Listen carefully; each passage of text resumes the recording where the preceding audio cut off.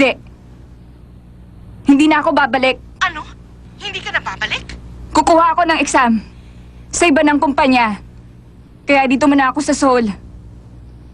Pangako, makakapasa ako sa exam. Siguruhin mo lang na makakapasa ka. Tatawag ako ulit. Sisiguraduhin ko. Go, Jenna. Huwag kang susuko. Kaya mo yan.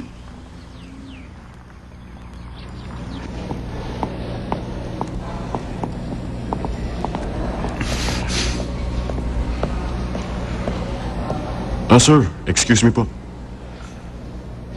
Bakit? Pasensya na, pero ano ba yan? Marami kasing nagrereklamo dahil sa amoy niyan. Magandang umaga po. Apektado na rin ng Bagyong Juaning ang mga klase sa panghapon sa National Capital Region. Dahil dyan inanunsyo na ng Department of Education simula po alas 12 ng tanghali mamaya, suspendido ang klase sa preschool hanggang sa high school sa NCR. Sakop niya ng mga pribado at pampublikong eskwelahan.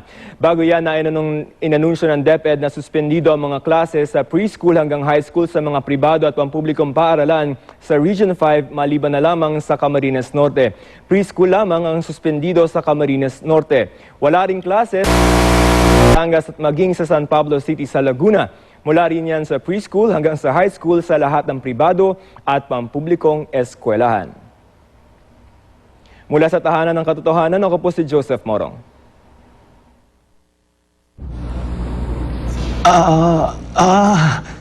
Sorry po, sir. Hindi ko po kasi napansin.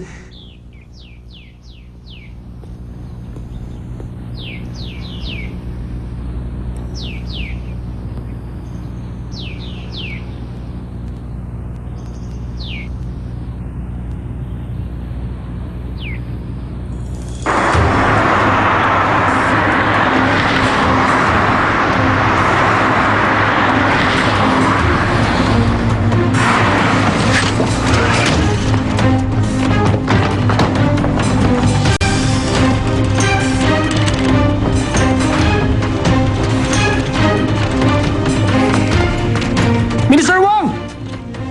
Sandali lang po! Paalisin niyo yan. Sandali. Minister Wong, Anong problema? pakiusap.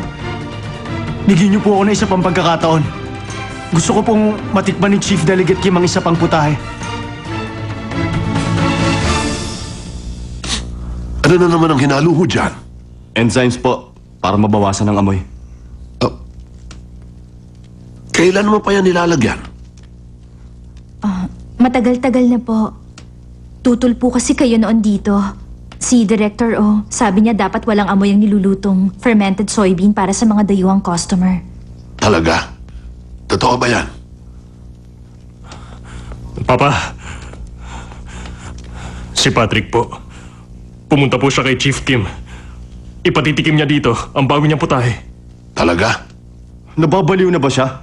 Ano ba sa tingin ng Patrick na yan ang ginagawa niya sa hotel na yun? Pupunta ako doon. Susunduin ko siya. Kailangan mapigil natin siya ngayon, Chef O. Baka mapahiya lang tayo ulit. Pero pinayagan mo siya. Opo. Sa tingin ko, binigyan siya ng isa pang pagkakataon. Kung ganon, maghintay muna tayo.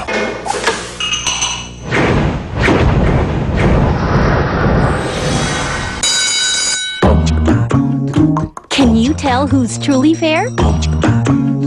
Here's one way to tell.